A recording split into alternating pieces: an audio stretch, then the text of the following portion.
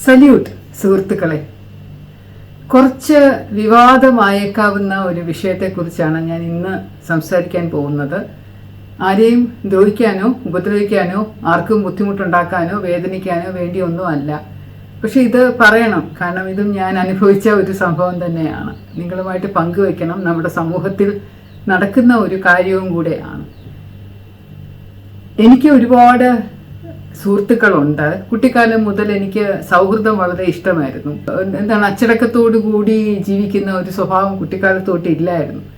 എല്ലാത്തിനെയും റെസിസ്റ്റ് ചെയ്യുമായിരുന്നു. അമ്മ പറയുന്നൊന്നും ശരിയല്ല, ഇതെങ്ങനെ ശരിയാവും എന്നൊക്കെ ചോദിക്കുന്ന പലരും പറയുന്നത് ശരിയാവാൻ സാധ്യതയില്ലല്ലോ എന്നൊരു സംശയം എൻ്റെ മനസ്സിൽ കുട്ടിക്കാലം മുതൽ ഇങ്ങനെ പൊങ്ങി പൊങ്ങി വന്നുകൊണ്ടിരിക്കുമായിരുന്നു. അപ്പം എൻ്റെ അമ്മയുടെ തറവാടും അമ്മയുടെ സ്വഭാവമൊക്കെ അനുസരിച്ച് ജാതി എന്ന് പറയുന്നത് വളരെ വലിയ ഒരു ഘടകമായിരുന്നു. എനിക്കെന്നാൽ അങ്ങനെ അല്ലായിരുന്നു. ജാതി, മതം അതൊക്കെ വളരെയധികം മുറുകെ പിടിച്ച് ജീവിച്ചിരുന്ന, മതപരമായിട്ട് കുറേ വിശ്വാസങ്ങളും ആചാരങ്ങളും ഒക്കെ അനുഷ്ഠിച്ചിരുന്ന ആൾക്കാരായിരുന്നു. അമ്മയുടെ തറവാടും അച്ഛൻ്റെ തറവാടും ഒക്കെ അങ്ങനെ തന്നെ ആയിരുന്നു. പക്ഷെ അച്ഛനൊന്നും ഞങ്ങളോട് അങ്ങനെ പറഞ്ഞിട്ടില്ലെങ്കിലും ക്ലാസ്സിൽ പഠിക്കുന്ന കുട്ടികളുടെ ജാതിയും മതവും ഒക്കെ നോക്കി മാത്രമേ എന്തെങ്കിലും അവർ തരുന്ന ഭക്ഷണം കഴിക്കാവൂ, അവരുമായിട്ട് കൂട്ടുകൂടാവൂ എന്നൊക്കെ അമ്മ പറഞ്ഞു തന്നിട്ടുണ്ട്. ഞാൻ കുട്ടിക്കാലത്ത് പഠിച്ചത് മുഴുവനും സർക്കാർ സ്കൂളുകളിലായിരുന്നല്ലോ. 10ാം ക്ലാസ് വരെ കോട്ടൺ ഹിൽ ഗേൾസ് ഹൈസ്കൂളിലായിരുന്നു. പല തരത്തിലുള്ള പല തട്ടുകളിലുള്ള കുട്ടികൾ അവിടെ വന്ന് പഠിക്കുമ്പോൾ എനിക്ക് എല്ലാവരുമായിട്ടും സൗഹൃദമായിരുന്നു. എല്ലാവരുമായിട്ട് സംസാരിക്കും, പലരുമായിട്ടും ഭക്ഷണം ഷെയർ ചെയ്യും, അങ്ങനെയൊക്കെ ആയിരുന്നു. അപ്പോൾ എൻ്റെ ഒരു അമിത സൗഹൃദം എൻ്റെ തൊട്ടടുത്ത് താമസിക്കുന്ന ഒരു കുട്ടിയുമായിട്ടുള്ളത് കണ്ടത് അമ്മ പറഞ്ഞു, ആ കൊച്ച് നമ്മുടെ ജാതി താഴ്ന്നതാണ്, അപ്പോൾ അതുകൊണ്ട് അതുമായിട്ട് അധികം മിണ്ടണ്ട എന്ന് പറഞ്ഞു. പക്ഷെ എൻ്റെ ക്ലാസ്സിൽ പഠിക്കുന്ന കുട്ടികളിൽ മിടുക്കരായിട്ടുള്ള ഒരു കുട്ടിയായിരുന്നു ഈ കുട്ടി. അപ്പോൾ അതുകൊണ്ട് എനിക്ക് അമ്മ പറയുന്നതിനോട് യാതൊരു വിശ്വാസമില്ല. ഞാൻ പറഞ്ഞു, അങ്ങനെയൊന്നും അല്ല അമ്മ, നന്നായിട്ട് പഠിക്കും, മിടുക്കിയാണ്, ക്ലാസ്സിൽ എല്ലാവർക്കും വലിയ ഇഷ്ടമാണ്, എനിക്ക് അതിനെ ഇഷ്ടമാണ്, ഞാൻ അതിൻ്റെ കൂടെ എപ്പോഴും ഇങ്ങനെ നടക്കുമായിരുന്നു. അമ്മ പറഞ്ഞു, ഞങ്ങളൊന്നും കുട്ടിക്കാലത്ത് ഇങ്ങനെ ഈ ജാതിപ്പെട്ട ആൾക്കാരുടെ വീട്ടിൻ്റെ അടുത്തോട്ട് പോവുകയോ അല്ലെങ്കിൽ അവർ തരുന്ന ഭക്ഷണം കഴിക്കുകയോ അവരുടെ വീട്ടിൽ നിന്നൊരു ചക്ക വീണിട്ട് നമുക്ക് കൊണ്ട് തന്നാൽ നമ്മളത് കറി വയ്ക്കുകയോ ഒന്നും ചെയ്യാറില്ല. അത് ഭയങ്കര അയിത്തമാണ് എന്നൊക്കെയുള്ള മട്ടിൽ അമ്മ ഇങ്ങനെ ഭയങ്കരമായിട്ട് ഇങ്ങനെ സംസാരിക്കുന്ന ഒരു ഇതുപോലുള്ള വിശ്വാസങ്ങൾ അമ്മയ്ക്കും കുട്ടിക്കാലത്ത് ആരെങ്കിലും പറഞ്ഞു കൊടുത്തതായിരിക്കാം. ഈ സുഹൃത്ത് ഒരു ദിവസം ഞങ്ങൾ നടന്നു വരുന്നതിനിടയ്ക്ക് ഇപ്പോൾ അതിൻ്റെ ബാഗിൽ നിന്ന് കപ്പലണ്ടി മുട്ടായി എടുത്ത് കടിച്ചിട്ട് എൻ്റെ അടുത്ത് ചോദിച്ചു, ശ്രീലേക്ക് വേണോ എന്ന് ചോദിച്ചപ്പോൾ ഞാൻ വേണം എന്ന് പറഞ്ഞ് അതെടുത്ത് അത് കടിച്ചതിൻ്റെ ബാക്കി ഞാൻ തിന്നിട്ട് ഞാൻ തിരിച്ച് വീട്ടിൽ വന്ന് അമ്മയുടെ അടുത്ത് പറഞ്ഞു, അമ്മ ഞാൻ ആ കുട്ടി കടിച്ചിട്ട് തന്ന കപ്പലണ്ടി മുട്ടായിയുടെ ബാക്കി ഞാൻ തിന്നല്ലോ, എനിക്കൊരു കുഴപ്പവും പറ്റില്ലല്ലോ, പിന്നെ എൻ്റെ അമ്മ ഇങ്ങനെ പറയുന്നതെന്ന് ചോദിച്ചപ്പോൾ അമ്മ നല്ല അടിയൊക്കെ എനിക്ക് വെച്ച് തന്നു, ആണ്ടിയും പിച്ചുമൊക്കെ തന്നു. പറഞ്ഞാൽ കേൾക്കത്തില്ല അല്ലേ, അതിൻ്റെ തിന്നാൻ പോകരുത് എന്നൊക്കെ പറഞ്ഞിട്ട്. ഇപ്പോഴും എനിക്ക് ഈ ജാതി, മതം, ആചാരങ്ങൾ, അനുഷ്ഠാനങ്ങൾ അതിലൊന്നും വലിയ വിശ്വാസമേ ഇല്ല. അത് എല്ലാം മനുഷ്യർ എന്ന് പറയുന്ന എവിടെയാണെങ്കിലും എന്താണെങ്കിലും നല്ല വ്യക്തികളാണ് എന്നുള്ള ഒരു ചിന്ത മാത്രമാണ് ഉള്ളത്. ഇപ്പൊ പറയാൻ പോകുന്നത് മുസ്ലിം സമുദായത്തെ കുറിച്ചാണ്. എനിക്ക് വളരെയധികം വളരെ നല്ല എൻ്റെ സഹോദരനെ പോലെ ഞാൻ സ്നേഹിക്കുന്ന, അല്ലെങ്കിൽ എൻ്റെ ജീവനെ പോലെ സ്നേഹിക്കുന്ന ഒരുപാട് നല്ല മുസ്ലിം സുഹൃത്തുക്കളും കുടുംബ സുഹൃത്തുക്കളും ഒക്കെ ഉണ്ട്. എൻ്റെ ഫാമിലിയിൽ കുടുംബത്തിലെ അംഗം പോലെ തന്നെ ഞാൻ കരുതുന്ന ആൾക്കാരുണ്ട്. എൻ്റെ വീട് പാല് കാച്ചിന് ഞാൻ പറഞ്ഞല്ലോ, വീട്ടിൽ നിന്നുള്ള ആൾക്കാരെ മാത്രമേ ഞാൻ വിളിച്ചുള്ളൂ എന്ന്. പക്ഷെ വിളിക്കാതെ വന്ന എൻ്റെ ജ്യേഷ്ഠ തുല്യനായ ഒരു സഹോദരനാണ് ഹസനിക്ക. ദുബായിൽ വലിയ ബിസിനസ്സുകാരനൊക്കെ ആണെങ്കിലും വളരെ ലളിതമായിട്ട് ജീവിതം നയിക്കുന്ന ആളാണ് ഹസനിക്കയും ഹസനിക്കയുടെ സുഹൃത്ത് സേഫിക്കയും മാത്രമാണ് എൻ്റെ വീട്ടുകാരെന്ന് പറഞ്ഞാൽ ഒരു 10 പേരുടെ കൂട്ടത്തിൽ ഉണ്ടായിരുന്ന ആൾക്കാർ. ഭയങ്കര സന്തോഷമുള്ള കാര്യമാണ് ഇവർ വരുന്നത്. അതുപോലെ എൻ്റെ വേറൊരു വലിയ ഫ്രണ്ട് തൃശ്ശൂർ SP 58 ഉണ്ടായിരുന്ന സലീമുണ്ട്, കൊച്ചിയിലുള്ള മുഹമ്മദ് ഇക്ക ഉണ്ട്, ഒരുപാട് പേരുണ്ട്. കൂടുതലായിട്ട് എന്നെ എപ്പോഴും വിളിച്ച് സംസാരിക്കുന്നവരുണ്ട്. അങ്ങനെ എൻ്റെ ഹൃദയത്തിൽ ചേർത്ത് വെക്കാൻ പറ്റുന്ന ഒരുപാട് മുസ്ലിം സമുദായത്തിൽപ്പെട്ട സുഹൃത്തുക്കൾ എനിക്കുണ്ട്. നമ്മുടെ കേരളത്തിലെ സമൂഹത്തിൽ 2000-ന്റെ തുടക്കം മുതൽ കുറച്ച് കഥകൾ നമ്മളിങ്ങനെ കേൾക്കുന്നുണ്ടല്ലോ. അപ്പം ഇതൊക്കെ ശരിയാണോ, ഇതൊന്നും ശരിയല്ലല്ലോ എന്നൊക്കെ ചിന്തിച്ചിരുന്ന ഞാൻ അവിടെ ഇന്റലിജൻസ് ഡിപ്പാർട്ട്മെന്റിൽ ADGP ആയിട്ട് പോയപ്പോൾ ഇതിലൊക്കെ കാര്യമുണ്ട് എന്ന് തോന്നി തുടങ്ങി. എല്ലാ മതഗ്രന്ഥങ്ങളും മനുഷ്യനെ നന്നാകാനാണ് പഠിപ്പിച്ചിട്ടുള്ളത്. നിങ്ങളുടെ എല്ലാവരുടെയും ക്രൂര സ്വഭാവം, മോശ സ്വഭാവം ഒക്കെ മറികടന്നുകൊണ്ട് മനസ്സ് ദൈവത്തിൽ അർപ്പിച്ചുകൊണ്ട് നന്മ ചെയ്യൂ, നല്ലത് ചെയ്യൂ, സമൂഹത്തിൽ നല്ല സന്തോഷമായിട്ട് ജീവിക്കൂ.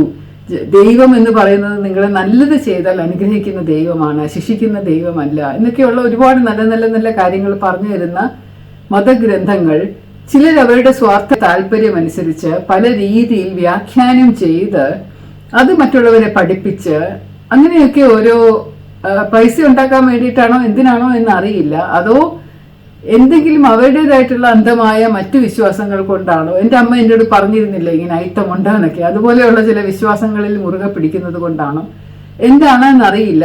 തെറ്റായ വ്യാഖ്യാനങ്ങളിലൂടെ തെറ്റായ കാര്യങ്ങൾ ചെയ്യുന്നവരുണ്ട്. ഇസ്ലാം മതവിശ്വാസമാണ് നമ്മുടെ ഏറ്റവും പുതിയ വിശ്വാസം.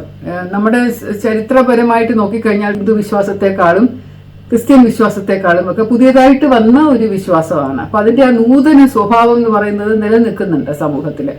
എന്നാൽ ഈ മതം വിശ്വാസികളായിട്ടുള്ള ചിലർ ഇങ്ങനെ ഘടകമായിട്ട് മാറിപ്പോയി സ്പ്ലിറ്റ് ചെയ്ത് ചില ഗ്രൂപ്പുകളായിട്ട് പോയി അവര് കുറച്ച് ഒരു തീവ്ര സ്വഭാവത്തിലേക്ക് പോകുന്നുണ്ട്. അപ്പൊ അങ്ങനെയുള്ള ചില പ്രശ്നങ്ങൾ നമ്മുടെ നാട്ടിലും ഉണ്ടായിട്ടുണ്ട്, മറ്റു രാജ്യങ്ങളിലും ഉണ്ടായിട്ടുണ്ട്.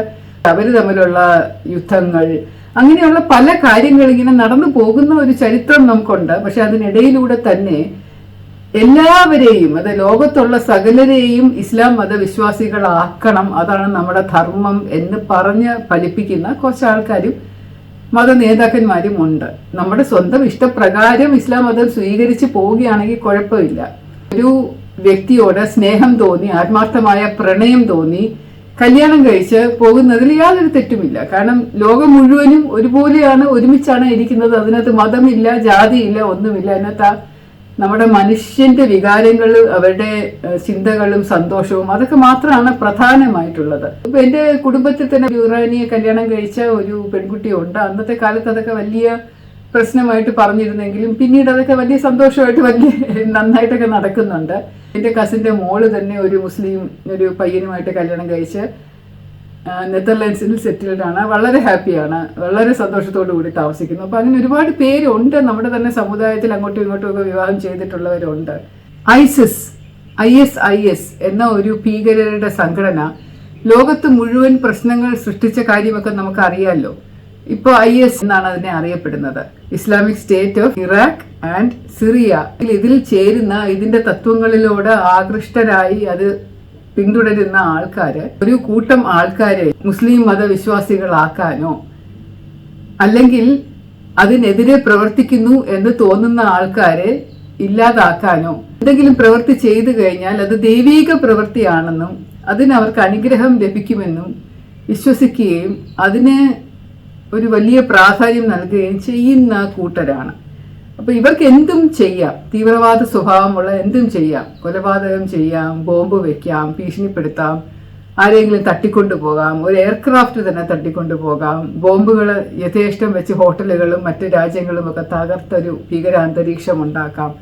ഞങ്ങൾക്കിത് ചെയ്യാനുള്ള അവകാശം, ദൈവികമായിട്ടുള്ള അവകാശമുണ്ട് എന്നൊക്കെയുള്ള ഒരു വിശ്വാസത്തിൽ ഉറച്ച് നിൽക്കുന്ന ആൾക്കാരാണ്.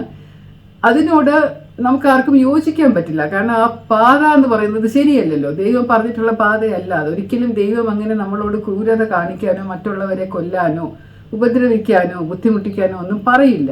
അപ്പൊ അതുകൊണ്ട് അങ്ങനെയുള്ള ഒരു സാഹചര്യത്തിലാണ് IS എന്ന് പറയുന്ന, ഇപ്പോൾ ISI എന്ന് പറയുന്ന ഈ സംഘടനയെ ലോകം മുഴുവൻ നിരോധിച്ചിരിക്കുന്നത്. അത് തെറ്റാണ് എന്ന് പറഞ്ഞിട്ടുള്ളത്. അപ്പൊ അതിനകത്ത് പ്രവർത്തിക്കുന്ന ആൾക്കാരൊക്കെ ഭീകരവാദികളായിട്ട് നമ്മൾ കണക്കാക്കുകയും അവരെയൊക്കെ നമ്മൾ പിടിച്ച് നിയമത്തിന്റെ മുന്നിൽ കൊണ്ടുവരികയും ചെയ്യുക എന്ന് പറയുന്നത് കുറെ നാളുകളായിട്ട് നടക്കുന്നതാണ്. അപ്പൊ അമേരിക്കയിലുള്ള കുറെ പ്രശ്നങ്ങൾ, ടെററിസ്റ്റ് ബോംബ് സ്ഫോടനങ്ങൾ, ട്വിൻ ടവർ തകർന്നതും അതുപോലെയുള്ള പല കാര്യങ്ങളും ഒക്കെ ഇതുമായിട്ട് ഇസ്ലാമിക ടെററിസവുമായിട്ട് ബന്ധപ്പെട്ട് കിടക്കുന്നതാണ്. ഇപ്പോഴും ലോകം മുഴുവൻ അതിങ്ങനെ ഒരു നീരാളിപ്പിടുത്തം പോലെ കിടപ്പുണ്ട്. അത് തുടച്ചു മാറ്റാനായിട്ട് ശ്രമങ്ങൾ നടത്തുന്നു. മറുവശത്തുനിന്ന് ശക്തമായ എതിർ ശ്രമങ്ങളും നടക്കുന്നുണ്ട്. നിർഭാഗ്യവശാൽ കേരളത്തിൽ അതിന്റെ വേരുകൾ വളരെ ആഴത്തിൽ കിടപ്പുണ്ട്. പല സ്ഥലത്തും വെച്ച് പിടിക്കപ്പെടുന്ന ചില തീവ്രവാദ സ്വഭാവമുള്ള ആൾക്കാര് കേരളീയരാണ്, മലയാളികളാണ്, മലപ്പുറത്തുകാരാണ്, കാസർഗോഡുകാരാണ്, കണ്ണൂരുകാരാണ് എന്നൊക്കെയുള്ള കഥകൾ നമ്മൾ പത്രത്തിൽ വായിക്കാറുണ്ട്. കാശ്മീരിലും അതിർത്തിയിലും ഒക്കെ നുഴഞ്ഞു കയറുന്ന ഭീകരരുടെ കൂട്ടത്തിൽ, കൊല്ലപ്പെടുന്ന ആൾക്കാരുടെ കൂട്ടത്തിൽ ഐഡന്റിഫിക്കേഷൻ നടത്തി അവസാനം വരുമ്പോഴാണ് ഇവർ കേരളത്തിൽ നിന്ന് അഫ്ഗാനിസ്ഥാനിലും പാകിസ്ഥാനിലും പോയി ഇതുപോലെയുള്ള തീവ്രവാദ ട്രെയിനിങ് ക്യാമ്പുകളിൽ ചേർന്ന് ട്രെയിനിങ് നേടി സ്വന്തം നാടിനെ നശിപ്പിക്കാനായിട്ട് ഇപ്പുറത്തേക്ക് നുഴഞ്ഞു കയറി കയ്യിൽ തോക്കും ബോംബും ഒക്കെ ആയിട്ട് അങ്ങനെ പട്ടാളക്കാരുടെ പിടിയിലായി അവസാനം കൊല്ലപ്പെടുന്ന അങ്ങനെയൊക്കെയുള്ള ആൾക്കാരുടെ കഥകളും നമ്മൾ കേട്ടിട്ടുണ്ട് പലതും.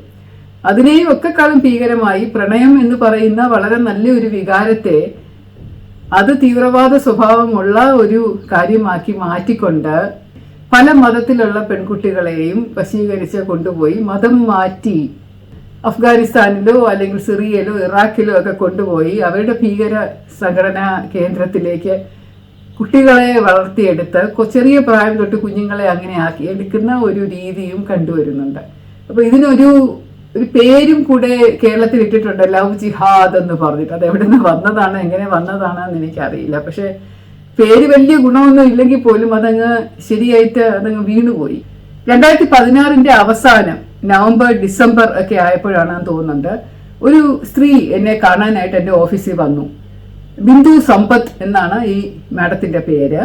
ഇവർ വളരെ നല്ല ഫാമിലിയിൽപ്പെട്ട ആറ്റുകാലിന്റെ അടുത്ത് ആറ്റുകാൽ ടെമ്പിളിന്റെ അഡ്മിനിസ്ട്രേറ്റീവ് പൊസിഷനിലൊക്കെ ഉള്ള ഒരു ലേഡിയാണ്. വളരെ സങ്കടമായിട്ട് ഇവരുടെ മകളുടെ കാര്യം എന്നോട് പറഞ്ഞു. നിമിഷ എന്നാണ് പേര്. കുറെ പടങ്ങളൊക്കെ കാണിച്ചു. നല്ല സുന്ദരിയായിട്ടുള്ളൊരു കുട്ടിയാണ്, വെളുത്ത നല്ല തുടുത്ത നല്ല മുഖമുള്ള സുന്ദരി കുട്ടി. ഈ മോള് BDS പഠിക്കുകയായിരുന്നു കാസർഗോഡ് സെഞ്ചുറി ഡെന്റൽ കോളേജ് എന്ന് പറയുന്ന കോളേജില്. അവിടെ വെച്ച് ഈ കുട്ടി ഒരു ട്രാപ്പിൽ പെടുകയും പിന്നീട് ഈ കുട്ടിയെ കാണാതാവുകയും ചെയ്തു.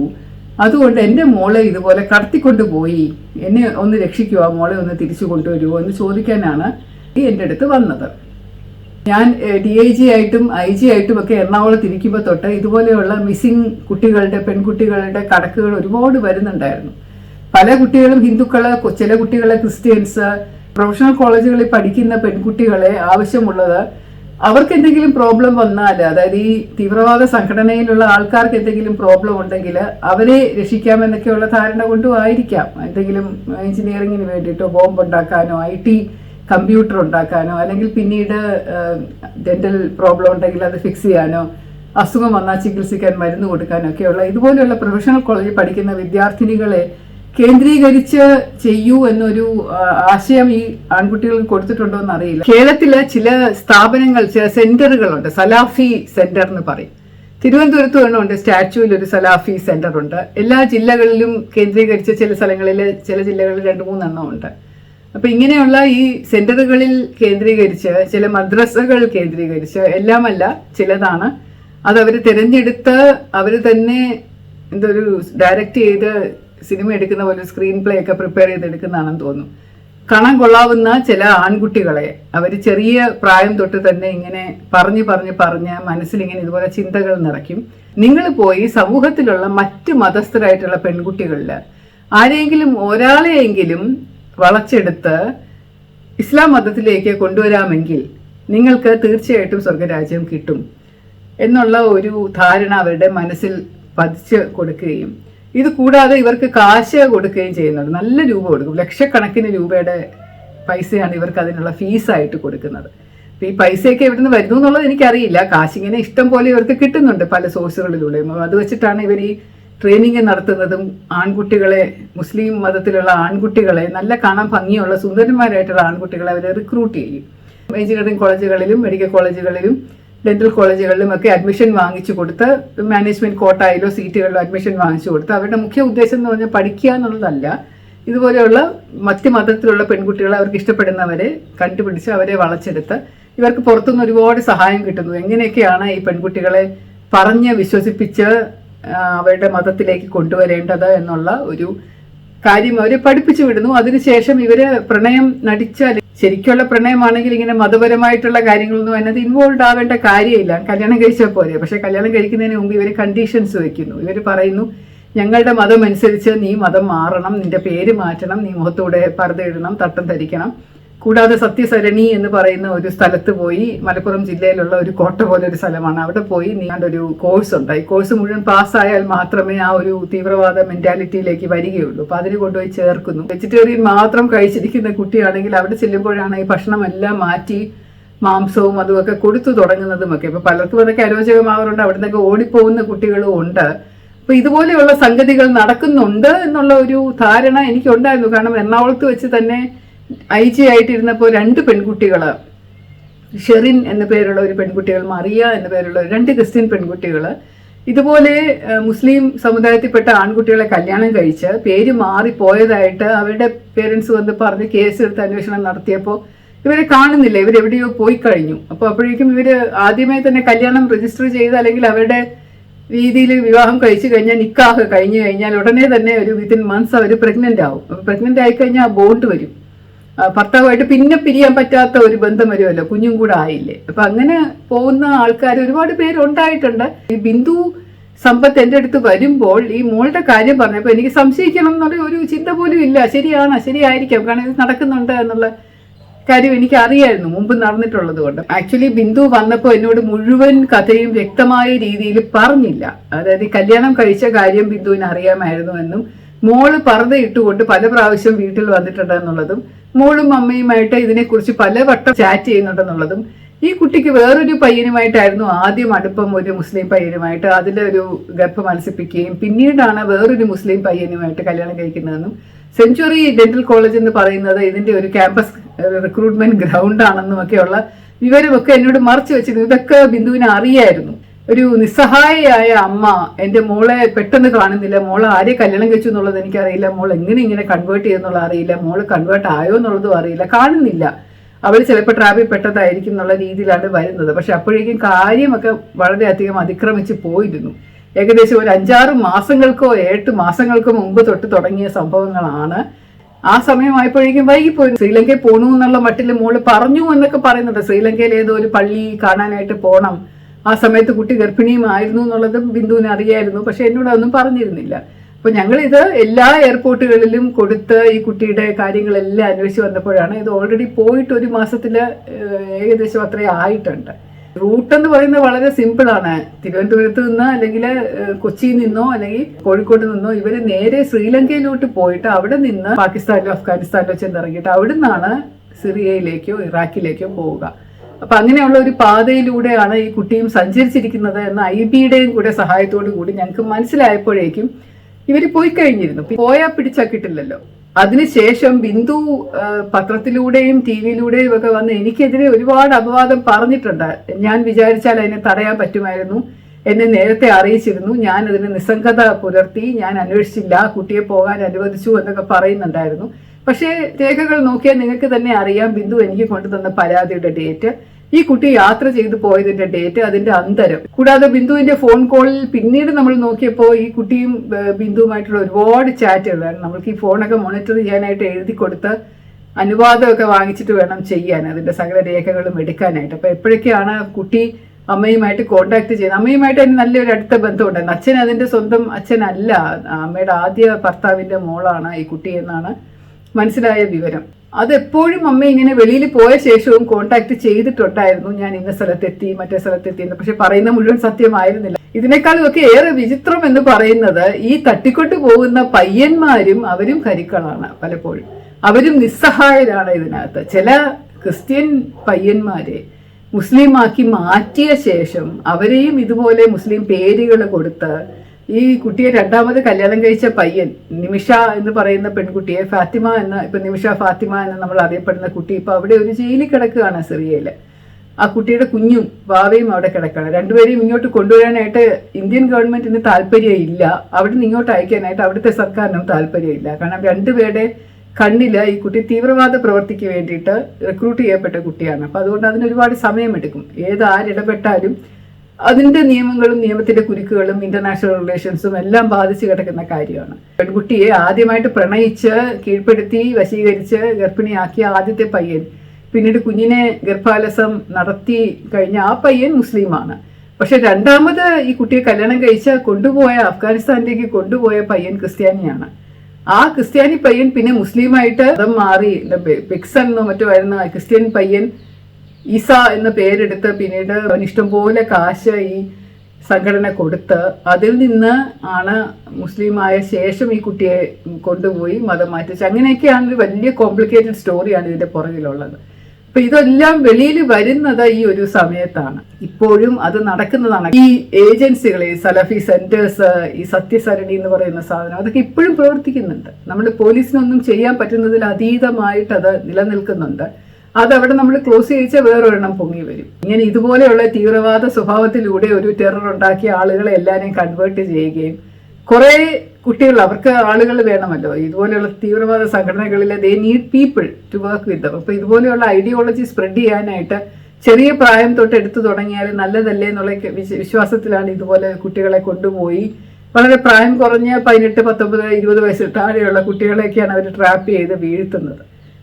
ദേവാസുരം എന്ന് നമ്മൾ പലപ്പോഴും പറയാറില്ലേ, നമ്മളെയൊക്കെ തന്നെ ഉള്ളിലുള്ളതാണ്. നമ്മുടെ എല്ലാവരുടെയും മനസ്സിലൊരു ഇൻ ആൻഡ് യാങ് എന്ന് പറയുന്ന പോസിറ്റിവിറ്റി നെഗറ്റിവിറ്റി എല്ലാം ഉണ്ട്. പക്ഷെ അത് നമ്മൾ എങ്ങനെ ജീവിതത്തെ നോക്കി കാണുന്നു എന്നുള്ളതനുസരിച്ചായിരിക്കും. നമ്മൾ എപ്പോഴും പോസിറ്റിവിറ്റി കൂടുതലും നെഗറ്റിവിറ്റി കുറച്ച് വെക്കുകയും ചെയ്തു കഴിഞ്ഞാൽ നമ്മുടെ ജീവിതം കുറച്ചും കൂടെ ആസ്വാദികരമായി നല്ലതായിട്ട് മുന്നോട്ട് പോകും.